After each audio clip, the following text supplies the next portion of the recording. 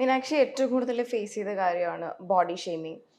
ഇപ്പം വന്ന് വന്ന് എനിക്ക് തോന്നുന്ന ആൾക്കാർ ബോഡി ഷെയ്മിങ്ങും കഴിഞ്ഞ് അതിൻ്റെ ഒരു എക്സ്ട്രീം ലെവലിലേക്കുള്ള, നമുക്ക് ചില ആൾക്കാർക്ക് അത് അക്സെപ്റ്റ് ചെയ്യാൻ പോലും പറ്റാത്ത രീതിയിലുള്ള എന്താ ഹേറ്റ്രഡിലേക്കൊക്കെ മീനാക്ഷി അതൊക്കെ സ്റ്റിൽ ഫേസ് ചെയ്ത് നിൽക്കുന്നുണ്ട്. പക്ഷേ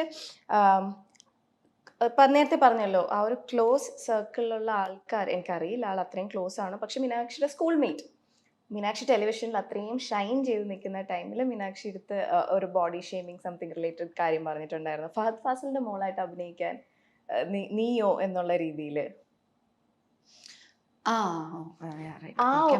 അതാ കേട്ട ടൈമിൽ മീനാക്ഷിക്ക് എന്താ ശരിക്കും തോന്നി? കാരണം അത്രയും നമ്മൾ നോക്കുമ്പോൾ ഓക്കെ, നമ്മുടെ ആഗ്രഹങ്ങളൊക്കെ സാധിച്ചെടുക്കുന്നു, ടെലിവിഷൻ സ്ക്രീനിൽ നമ്മളെ കാണുന്നു ആൾക്കാർ ഇപ്പം ബിഗ് സ്ക്രീനിലും കണ്ട്, ഐ മീൻ OTT കണ്ട് ഫഹദിന്റെ മോളായിട്ട് അഭിനയിച്ച ആ ഒരു ലെവലിൽ മീനാക്ഷി നിൽക്കുമ്പോൾ പെട്ടെന്ന് മീനാക്ഷിയുടെ ഫ്രണ്ട്, ലൈക് മീനാക്ഷിക്ക് വേണ്ടി ഹാപ്പി ആവേണ്ട വ്യക്തി, she was not my friend basically. Okay. She was just my like schoolmate, classmate പോലെ, schoolmate or something.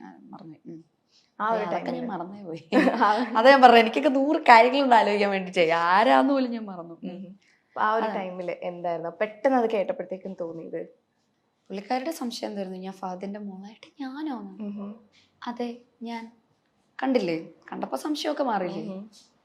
എനിക്കതന്നെയല്ലോ എല്ലാവരുടെയും സംശയം, ഞാൻ ചെയ്യുന്നുണ്ടോ, അത് നീയോ? ആ, ഞാൻ കണ്ടില്ലായിരുന്നോ? അത്രേ ഉള്ളൂ. നിങ്ങൾക്ക് പല സംശയങ്ങളും ഉണ്ടാവും. ഐ മീൻ, പറ്റില്ല എന്ന് പറയുന്നവരോട് പറ്റും. Like I have proved it. Actions എല്ലാം പ്രൂവ് ചെയ്ത് ആൾക്കാരുടെ ആ ഒരു നെഗറ്റീവ് ആയിട്ടുള്ള നോഷൻസ് എല്ലാം ബ്രേക്ക് ചെയ്ത് കൊടുത്തോണ്ടിരിക്കല്ലേ.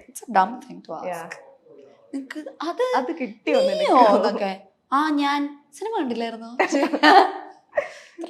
മീനാക്ഷി ഉണ്ടെങ്കിൽ ആൾക്കാർ ഡെയിൻ എവിടെ നിന്ന് വെക്കും, ഡെയിനെ കണ്ടു കഴിഞ്ഞാൽ ആൾക്കാർ മീനാക്ഷി എവിടെ നിന്ന് ചോദിക്കും. ഇനി നിങ്ങൾ എല്ലാരും കൂടെ നിൽക്കുന്ന സമയത്താണെങ്കിൽ ആൾക്കാർക്ക് വേറെ ആരെയും കാണണ്ട, മീനാക്ഷി ഡെയിൻ മീനാക്ഷി DM MD, ഇതാണ് ഞാൻ എല്ലായിടത്തും ഞാൻ കമന്റ്സ് ഒക്കെ നോക്കുമ്പോൾ കാണുന്നത്. ഡെയിൻ എന്നൊരാളെ മീനാക്ഷിയുടെ കംഫർട്ട് ക്യാരക്ടറായിട്ട് കൊണ്ടുവരാൻ മീനാക്ഷി ഡെയിനിൽ കണ്ട ക്വാളിറ്റീസ് എന്തൊക്കെയായിരുന്നു? മേ ബി എനിക്ക് തോന്നുന്നു അവൻ ഭയങ്കര ഫണ്ണിയാണ്. നമുക്ക് ജോക്സ് ക്രാക്ക് ചെയ്ത ആളുകളിലേക്ക് എത്താനുള്ള ദൂരം വളരെ കുറവാണ്. ബിക്കോസ് നമ്മൾ തമാശ പറയുന്നവരുടെ അടുത്ത് നമ്മൾ കൂടുതൽ ടൈം സ്പെൻഡ് ചെയ്യും. പിന്നെ നമ്മൾ മനഃപൂർവ്വം സ്പെൻഡ് ചെയ്ത ടൈമും അല്ല. ബിക്കോസ് നമ്മൾ കൊറോണയുടെ സമയത്താണ് അവിടെ ഷൂട്ട് ചെയ്തിരുന്നത്.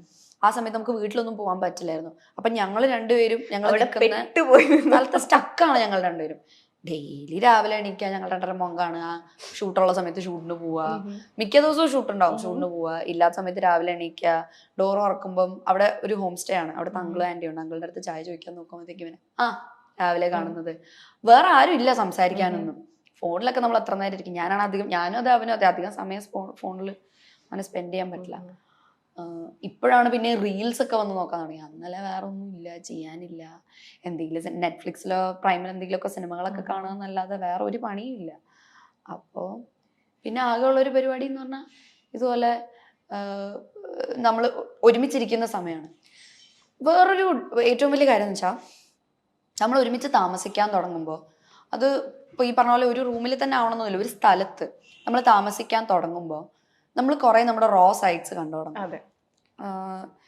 നമ്മൾ എന്താണെന്നുള്ളത് ശരിക്കും കാണും. ഡെയിലി രാവിലെ എണീക്കുന്നതും നമ്മുടെ ആ ഒരു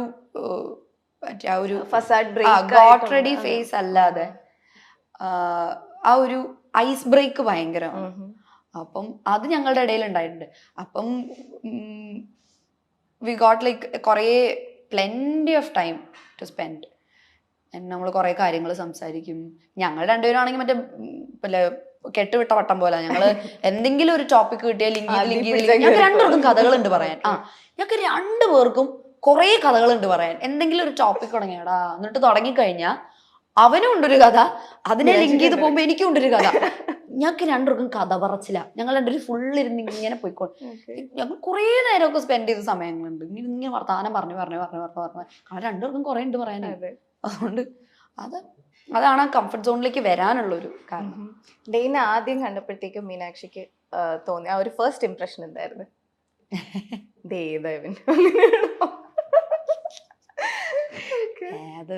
ഞാൻ അവൻ്റെ അടുത്ത് പറഞ്ഞിട്ടുണ്ട്, എന്നെ കണ്ടപ്പോ എന്റെ ഫസ്റ്റ് ഇംപ്രഷൻ അത് കഴിഞ്ഞിട്ട് ഞങ്ങള് നായികാനായകനിൽ സംസാരിച്ചപ്പോ ഇവനെന്തോ എന്നോട് പറഞ്ഞൊരു കാര്യം എനിക്ക് അത്ര എനിക്ക് അത്ര ഇതായില്ല. അത് ഞാനോട് അങ്ങനെ ഞങ്ങൾ പിന്നെ അധികം ഫ്രണ്ട്സ് ഒന്നും ആയിട്ടില്ല. ഇവൻ അങ്ങനെ നായികാനായകയിൽ കണ്ടസ്റ്റൻസിനോട് അധികം സംസാരിക്കില്ലായിരുന്നു. അത് കഴിഞ്ഞ് പിന്നെ ഉടൻപണത്തിൽ വന്നു കഴിഞ്ഞിട്ടാണ് എന്തായാലും സംസാരിക്കണമല്ലോ, കാരണം നമ്മൾ രണ്ട് മാത്രമേ ഉള്ളൂ. സംസാരിച്ചാണ് നമ്മൾ പറയില്ലേ, ഈ ആദ്യം നമുക്ക് കാണുമ്പോൾ അത്ര ഇൻട്രസ്റ്റിംഗ് അല്ലാത്ത പേഴ്സൺസ് പിന്നെ നമ്മുടെ ലൈഫിൽ ഭയങ്കര ഇമ്പോർട്ടൻ്റ് ആവും. അതുപോലെ ഡെയിനിൽ മീനാക്ഷിക്ക് ഏറ്റവും ഇഷ്ടമുള്ളൊരു കാര്യം, ഒട്ടും ഇഷ്ടമല്ലാത്തൊരു കാര്യം? ഇഷ്ടമുള്ള കാര്യം ഈ പറഞ്ഞ പോലെ he's a wonderful person to spend time with. ഭയങ്കര ഫണ്ണിയാണ്, ഭയങ്കര ജോക്ക് ക്രാക്ക് ചെയ്യാന്ന് പറയുന്ന ഒരാളുടെ ക്യാരക്ടറിലെ ഒരു ബോണസാ എന്നാണ് എനിക്ക് തോന്നുന്നത്. എനിക്ക് തമാശകൾ കേട്ടോണ്ടിരിക്കാനും ഭയങ്കര ഇഷ്ടം. അവൻ ഒത്തിരി തമാശകൾ പറയും. എന്തെങ്കിലുമൊക്കെ ഇപ്പം അബദ്ധങ്ങൾ ഉണ്ടെങ്കിൽ അവൻ സമ്മതിച്ചു തരും. അവന്റെ കുറവുകൾ അവൻ തമാശകളായിട്ടാണ് പറയുന്നത്.